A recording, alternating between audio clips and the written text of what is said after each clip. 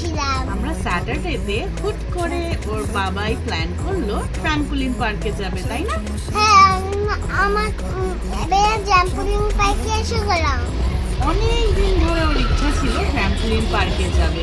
হ্যাঁ। কোথায় দেখেছিলে তুমি ট্রাম্পোলিন পার্ক? এখানটাই না, তুমি মোবাইলে দেখেছিলে। ওর রিলস দেখে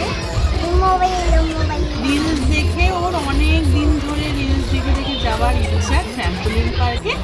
অ্যাট লাস্ট আমরা ট্রাম্পোলিন পার্কে চলে আসলাম, তাই না? তুমি তো গেলে না আমাদের সাথে।